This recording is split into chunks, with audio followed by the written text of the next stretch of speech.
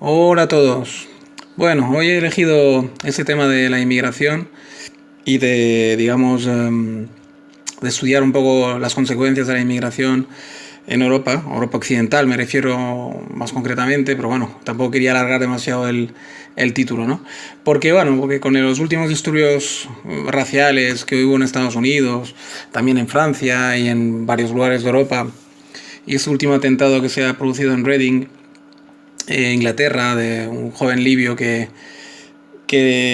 ha matado a tres ingleses en un parque y herido a otros tres casi mortalmente, digamos, hasta que lo redujo la policía.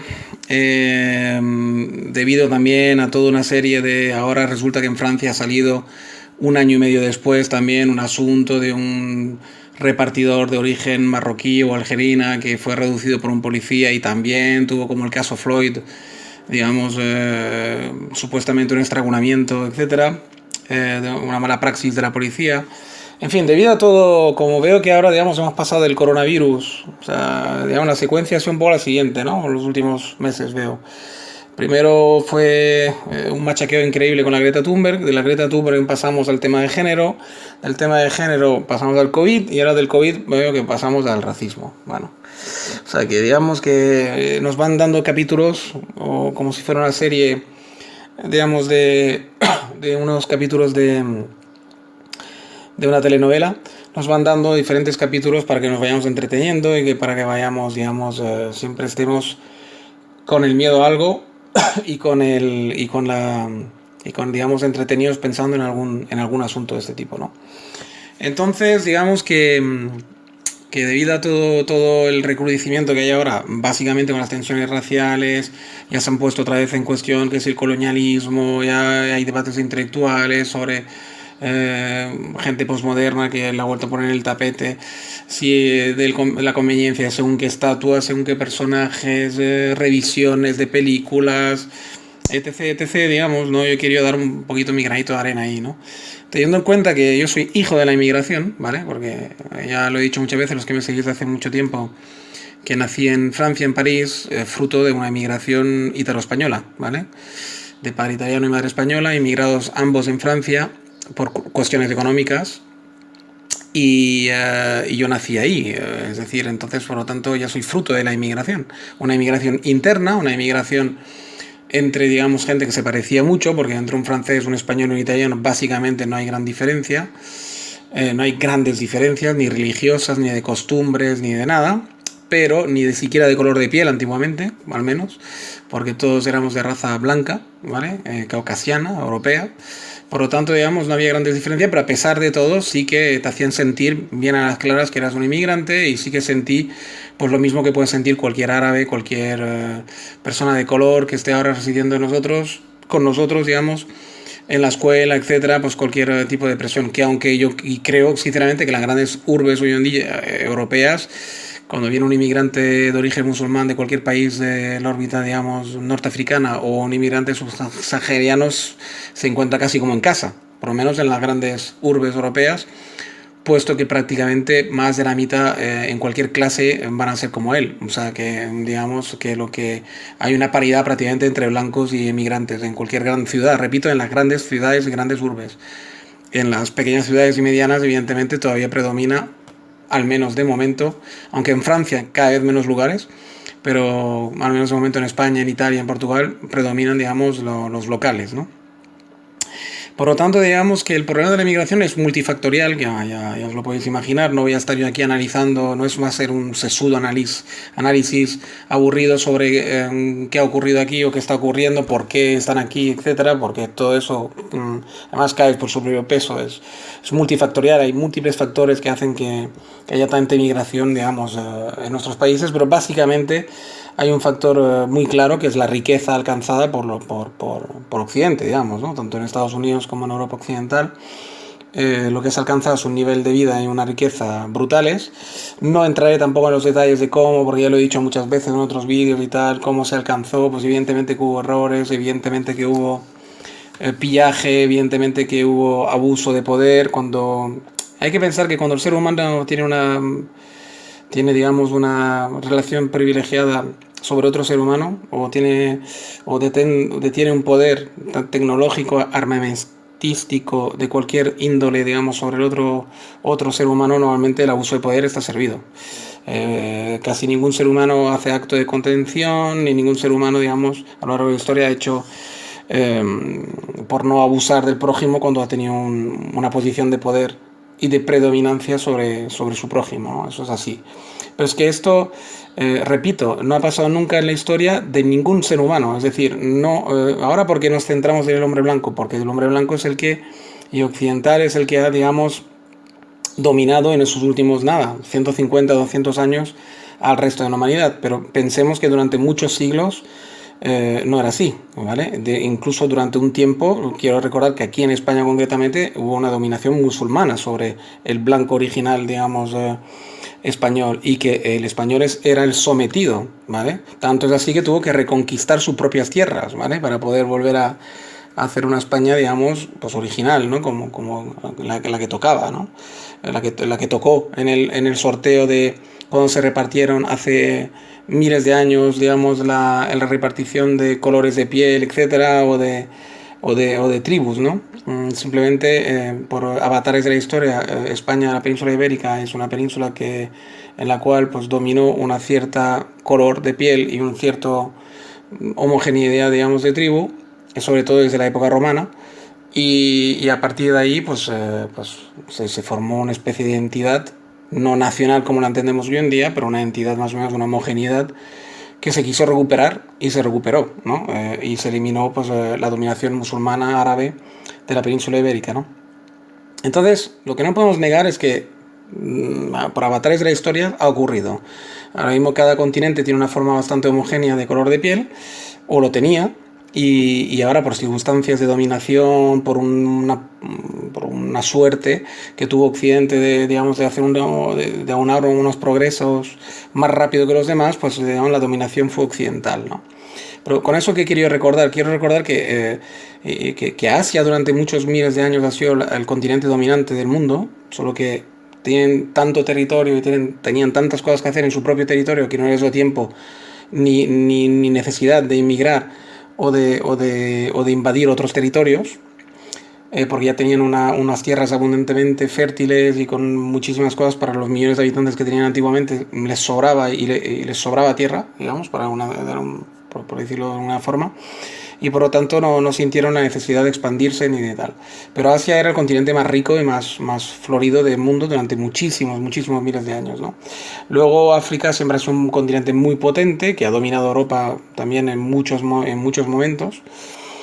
América tenía su potencia, lo que pasa es que estaba aislada ahí en medio del océano y no tenía muchas influencias, por lo tanto no sufrió unos progresos ni tuvo que guerrear demasiado, pero dentro de América del Sur, sobre todo el Cono Sur, sí que estaba muy progresado y había muchos imperios florecentes, por lo tanto hubo la suficientemente lucha o necesidad como para crear, digamos, ese tipo de sociedades, ¿no? más competitivas.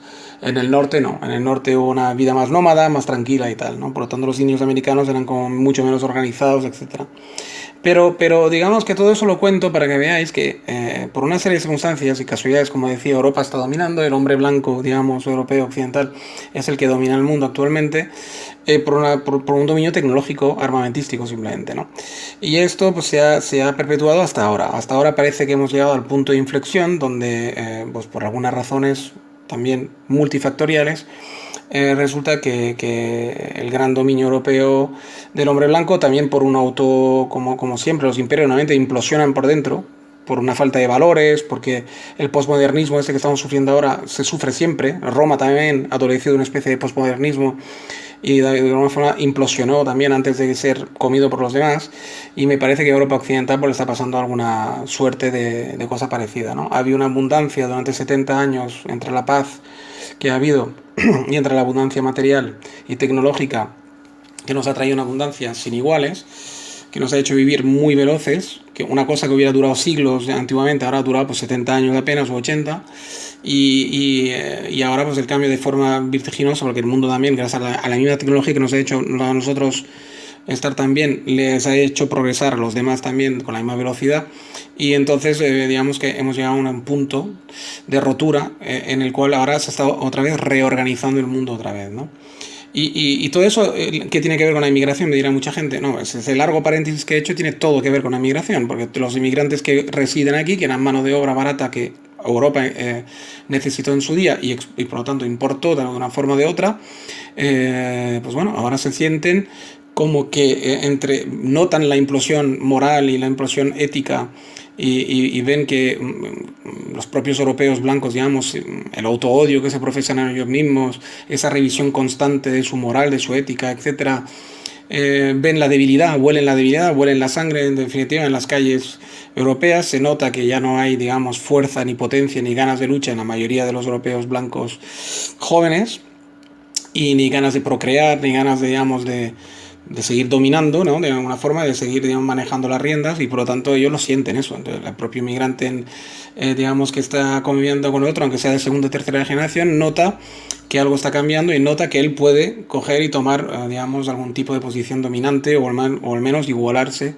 con los nativos, ¿no? Eso pasa sobre todo en Francia, que es donde la migración es más antigua, pasa en Alemania de alguna forma, en Inglaterra sobre todo, y pasa en muchos lugares, digamos, donde la migración ha llegado primero y donde ya están en la tercera o la cuarta generación de migrantes, ¿no? En España, en Italia se está notando menos porque hay una migración menor, porque eran países más pobres, fueron países perdedores fueron los perdedores, digamos, del nuevo orden mundial que se estableció después de la Primera Guerra Mundial y sobre todo después de la Segunda Guerra Mundial, que se acabó de atornillar. Y entonces, claro, digamos, por principio del siglo XX estamos hablando, ¿no? Que, digamos, a lo largo del siglo XX se restableció todo un orden mundial donde el sur de Europa pues perdió totalmente, ¿no? Sus últimas posibilidades de dominar Europa, ¿no? Entonces, digamos, es la Europa del Norte la que dominó, la que entonces por la migración evidentemente fue mayoritariamente a la Europa del Norte, ¿no? Empezando por París y acabando por Londres, Alemania, etcétera, ¿no? Y los países muy del norte incluso, ¿no? De Europa, ¿no? Noruega, Suecia, Finlandia, etcétera. Rusia la dejo un poco fuera de la ocasión porque Rusia en sí misma ya es un continente, es decir, sería la estrella de Europa 2, ¿no? Rusia es otra Europa, ¿no? Por lo tanto, digamos, que la dejo fuera de la ocasión de momento porque claro, no tiene nada que ver con lo que estoy analizando ahora, puesto que ellos se merecerían un análisis aparte, digamos, ¿no? Porque ellos, digamos, han tenido otro proceso paralelo, pero unido en muchos puntos, pero es un mundo aparte. Rusia tenía mucho territorio por conquistar también y no participó de los grandes colonialismos europeos porque ellos ya colonizaron el este de su propio territorio, que era inmenso, ¿no? Por lo tanto, es otra historia. Y para que nos entendamos, pues la inmigración de aquí, pues esto, por una parte hay la inmigración interna que huele la sangre, ¿no? Y por lo tanto ven que pueden imponer sus propias culturas y su propia religión, etcétera, en nuestros territorios, puesto que han quedado vacíos moralmente y éticamente de todo. Y por otra parte también está los países de orígenes de esas gentes, ¿no? Incluso pues, y China, digamos, ¿no? Que está pues disputando el poder ya de forma descarada a Estados Unidos, etcétera, ¿no? Por lo tanto, digamos que tenemos ahí creo que estamos en un punto de rotura y de ahí tanta revisión, de ahí que ellos también ahora han cogido el testigo de los postmodernos de izquierda de los años 60 y sean ellos los que ya... Aquí en España no lo estáis notando todo eso porque hay muy poca inmigración, pero en Francia, yo que estoy muy al tanto de las noticias, ya son ellos los que manejan, digamos, todo el cotarro. Es decir, detrás de cada organización pro inmigración, pro tal, está prácticamente un inmigrante de cuarta generación o así, que maneja los hilos, normalmente musulmán además, porque son los que más están involucrados en todo esto. Y claro, y por lo tanto, digamos, cada vez eso va a ir a más. Esto ha empezado ahora hace apenas 10 años, 15, y va a ir a más. Los atentados de Charlie Hebdo, los grandes atentados que hubo en París aquella anoche, con el Bataclan, todo eso no eran más que una señal, ¿vale? Dentro de un montón de señales y de un montón de acontecimientos, pero es una señal muy fuerte. O sea, Francia va a ser el escenario que nos tenemos que fijar todos, porque ahí es donde se va a dilucidar si realmente Europa va a seguir como hasta ahora o va a haber un cambio brutal en Europa y se va a convertir en otra cosa, que no sabemos el qué exactamente, pero se va a convertir en otra cosa, desde luego. Nunca más, al menos la Europa del Norte. La Europa del Sur, como todavía tenemos un margen de maniobra mucho mayor, si lo montamos bien, podemos conservar una cierta identidad probablemente. Y en el futuro, dentro de quizás 100, 200 años, la reconquista sea del sur al norte, ¿no? para reconquistar, digamos, o rehacer una Europa, digamos, homogénea y con dominio europeo, digamos, con sus propias, digamos, idiosincrasias, ¿no? Y ahora, seguramente si hay alguien muy de izquierdas o alguien muy postmoderno que me escuche, pues ahora con esa última frase dirá, bueno, pues todo el discurso está muy bien hasta ahora, pero ahora me está haciendo un discurso racista, ¿no? ¿Pero qué más da si se construye otra Europa más multicolor, más tal y cual? No, ya, pues que no se va a construir una Europa multicolor, ese es el problema, ni se va a construir una Europa multireligiosa, ni multi nada, donde el hombre blanco y la religión cristiana tengan su sitio como las demás, no, no, no, no. Si el bastón de mando pasa de manos, digamos, europeas a manos de algún hijo de inmigrante, aunque sea de quinta generación o de cuarta generación, no, van a imponer lo suyo y van a, digamos, chafar lo tuyo. Es decir, tú estarás por debajo, pero muy por debajo, si es que te dejan seguir existiendo. Y por lo tanto, digamos, por eso hablo de reconquista, porque realmente va a haber un cambio tan brusco que vais a alucinar. Es decir, porque ellos no han hecho no han tenido ni la época de las luces, ni han tenido revoluciones, viven en teocracias puras y duras y quieren seguir viviendo en teocracias puras y duras, todos los que cogen el mando digamos, en su bando olvidaros, o sea, es el lobo con piel de cordero, quiero decir, aunque tengas 1000 amigos intelectuales musulmanes que te están diciendo que si un día cogen ellos el mando o lo que sea, esto no pasaría, que vamos a seguir siendo amigos, tal y cual, no olvidaros del tema, quiero decir, ahí los racistas europeos y los que os dicen más o menos una verdad, es que va a ser así, quiero decir, y ya no es que el discurso ahí coincide, digamos, por una pura coincidencia, no porque yo sea racista ni supremacista ni nada, si soy hijo de inmigrante, lo repito, y además respeto muchísimo a esta gente y su cultura.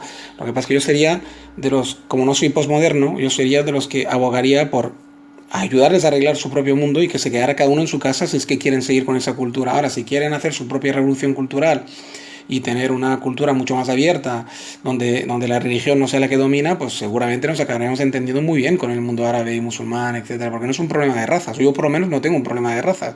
Yo tengo un problema de choque civilizacional, es decir, mi civilización ha hecho una serie de recorridos, la mía y la vuestra en realidad también, muchos izquierdistas y buenos que me escucháis, pero lo más que vosotros no queréis reconocer. Pero hemos hecho una serie de progresos, y estamos en unos sitios, filosóficamente hablando, éticamente hablando, moralmente hablando, que ellos no están, porque no lo han hecho. Ahora, si lo quieren hacer, pues encantado de la vida, incluso se les ayuda, etcétera, a hacerlo, y yo sería el primero encantado en poder hacer un mundo totalmente abierto, sin fronteras, donde un marroquí o un algerino podría vivir aquí y yo viceversa allí, y sin ningún tipo de problema, porque nadie me perseguiría por mi religión, por mis orígenes, ni tuviera ningún problema, digamos, por ser ateo, etcétera. Pero es que desgraciadamente no es así. Están a años luz de ser así. De hecho, todos los movimientos que han hecho un poquito en esos aspectos han sido chafados por la Sharia de forma de misericordia. O sea, que decir, en su propio país, es que decir que los ha habido movimientos de ese tipo, pero ninguno ha triunfado, ni hasta el día de hoy a mí no me consta. Túnez es lo más parecido a triunfar y están en peligro de muerte constante los líderes de esa apertura. Y además no estamos hablando de ateísmo, ni estamos hablando de que haya derecho a vivir como en Europa. Estamos hablando de que se puede vivir sin Sharia y que se puede vivir sin ser demasiado religioso, sin que te molesten demasiado hasta ahora, digamos, ¿no? Pero no estamos hablando ni muchísimo menos de que se puede vivir como en Europa. O sea, no os engañéis, ¿no? O sea, todos los que me queréis tachar por ahí tal y cual os equivocáis mucho. Simplemente que yo soy muy realista, por eso se llama Desencriptado la Realidad. He vivido en Francia, he tenido amigos musulmanes de la infancia, he tenido amigos musulmanes hoy en día y sé que no están por la labor. No están por la labor porque no se les ha educado para esto, simplemente, y punto. Y si ellos toman el mando en Francia, que es una cosa que puede pasar en los próximos 20 años tranquilamente, pues os vais a enterar, vais a ver de lo que vale un peine. Quiero decir, no está la cosa así. Sería una vuelta completa de tortilla, un retroceso en muchísimos aspectos, que se vayan preparando los LGTBI porque van a sufrir mucho en Francia si se da ese vuelco y ya le digo, o sea, es que es así, o sea, que ahora mismo, claro, dirán, no, es que estás adoptando el discurso de la extrema derecha, no, para nada, porque repito, yo no tengo ni problemas raciales, ni problemas de ningún tipo con ninguna raza, ni con ningún tipo de origen, yo lo único problema que tengo es con la política que ellos siguen en sus religiones, punto. De hecho, el asesinato que hay en Reading del libio, en realidad para mí es un asesinato racial y tendría, ya que estamos con la moda de los asesinatos raciales, tendría que tener la misma cobertura mediática que ha tenido el de Floyd, que me parece muy bien además, porque probablemente es un asesinato racista y racial, pues lo ha tenido los 3 ingleses que bebían en el parque, porque el tío ha ido a atacar gente que bebía alcohol. Y que yo sepa, no hay ningún musulmán que beba alcohol, por lo menos no en público. Por lo tanto, digamos, ha matado a 3 ingleses nativos, probablemente. O me da igual si eran de orígenes de otra cosa, pero eran 3 blancos casi seguro. Sean del este, del oeste o de donde queráis. Pero si a lo mejor no eran ingleses, por decir algo, eran fruto de la inmigración polaca o de donde sea, pero eran 3 blancos. Te puedo asegurar que el libio sabía muy bien a quién mataba y a quién iba a matar. Por lo tanto, eso es un asesinato racista, en toda ley. Racismo religioso, llámalo como quiera. A lo mejor él no tenía en la cabeza el racismo de piel, pero tenía en la cabeza racismo religioso. Y para mí es exactamente lo mismo. Yo no sé por qué no se le pone la palabra racista a las matanzas del Bataclan, de todo ese tipo de... No, no lo entiendo, la verdad, no lo entiendo. Porque para mí tendría que recibir la misma cobertura y el mismo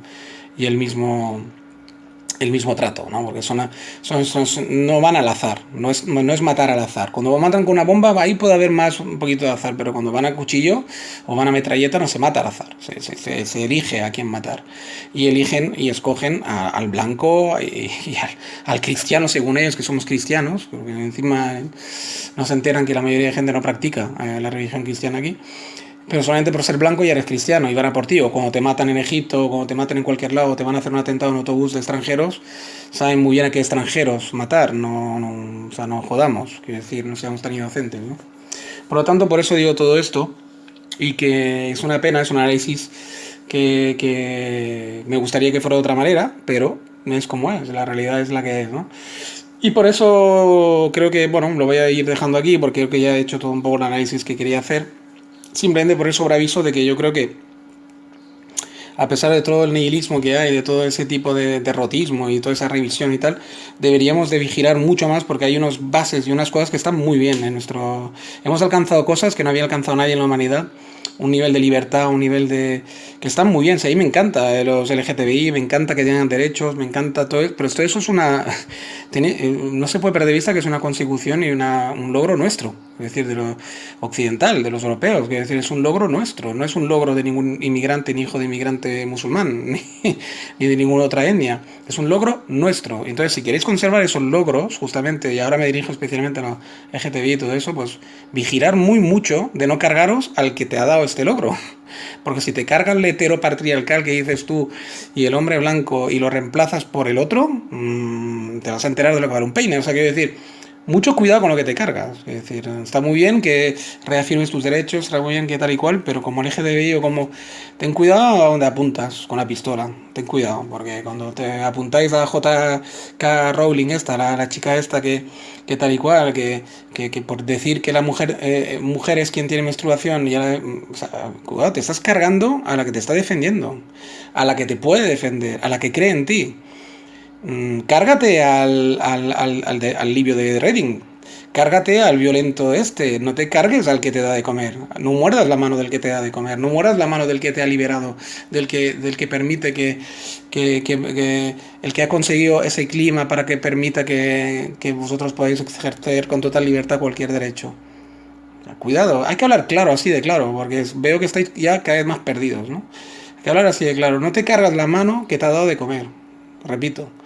Y esto creo que no es un discurso de extrema derecha, ni muchísimo menos, ¿eh? En la extrema derecha de verdad te digo que no hablan sobre esos términos de vosotros, ni se atreverían a hablar con esa libertad y con esa tranquilidad que lo estoy hablando a vosotros. O sea, que a partir de ahí pensar lo que queráis, pero te puedo asegurar que no hay ninguna mala intención en mí. Hay todo lo contrario. A mí me gustaría que podáis seguir teniendo derechos de aquí a 20 años o 30, ¿sabes? En Francia y en cualquier otro lugar. Bueno, sin más, lo voy a dejar aquí. Agradeceros a los nuevos suscriptores, que veo que hay un puñadito más. Y nada, y un saludo a todos, un abrazo, a cuidaros como siempre. Y nos vemos en un próximo audio vídeo. Chao.